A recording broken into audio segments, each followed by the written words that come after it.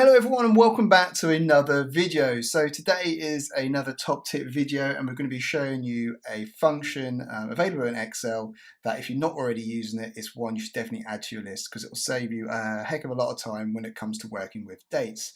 So without further delay, we'll just jump into our three scenarios we've got and how you can use this particular function. So the first one, we can see we've got a single column. At the moment we've only got a header for date. And what we want to do here is we want to have a list of dates between a starting date and an end date.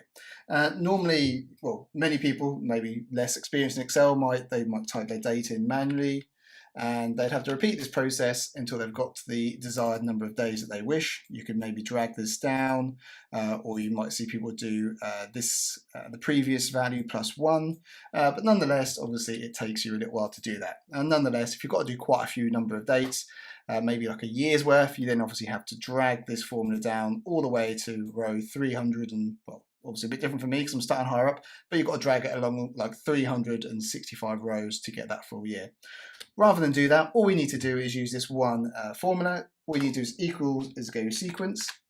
And the first thing we need to do is enter the number of rows for this. So for us, this is going to be days. So let's say we want to do 365 days as my first example. We've only got one column. We want it all in one date column. So we're going to put number 1. And the date we want to start from, we'll say the 1st of January 2022, within quotations, close bracket, and hit enter.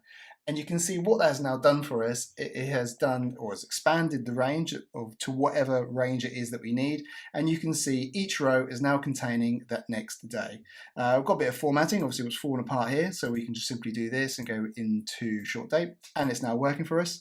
If, however, we were to change the day we need to start from, I don't know, maybe let's say we start from the 1st of March, all we need to do is change it here, hit enter, and you can see that that's now going to reflect for us elsewhere. In the next example, we're going to be using exactly that same function, but this time we want to have our dates spread across 7 columns. So you can see we're trying to identify here all your Mondays, your Tuesdays, so on and so forth. You might want to do this if you're creating a calendar table in which you want to do lookups or other calculations based upon. So all we need to do in this same scenario is go equals sequence once again, and go down to that one there. And this time we want to do, let's make up a number, let's just say 52, because we want to do 52 weeks. So type in 52. However, this time I've got 7 columns, so I'm going to type the number 7, comma once again. And so what's the start date? So I know the 1st of August was on a Monday, so we can do that just so we can stay true to the dates.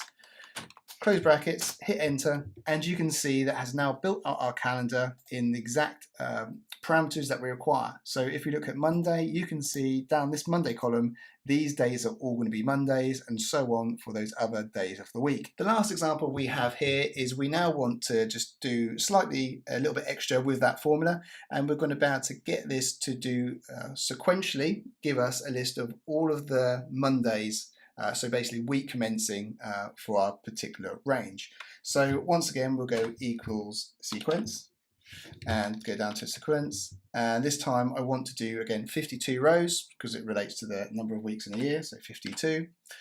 Columns, again, we're only now in one column band rather than that last example of 7. Another comma, sorry. My start date, which again, we've got to make sure we do in quotations. We'll go for the 1st of August once again because I know that was a Monday.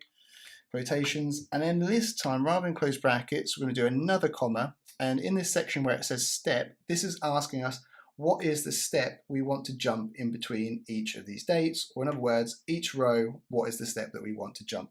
Because we want to do this weekly, so this column will give us the Monday or the start date for each week. We're going to use the number 7, but if it was applicable to what you're doing, you could put any number there that you so desire. Once I've done that, hit close brackets and hit enter, and again you can see really quickly we now have a list of all of our dates as required in this single column.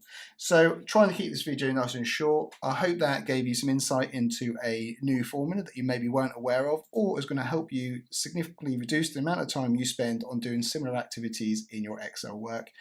If you did enjoy this video, please don't forget to hit that like button. It'd be greatly appreciated by me, and obviously it helps that all-important YouTube algorithm. If you haven't already, or if this is your first time finding the channel, please don't forget to subscribe. That way you should be notified of any future videos as and when they come out. And very lastly, if you do have any questions about this video, please drop me a comment below and I will get back to you as soon as I can. Thank you very much for watching, and I'll see you in the next video.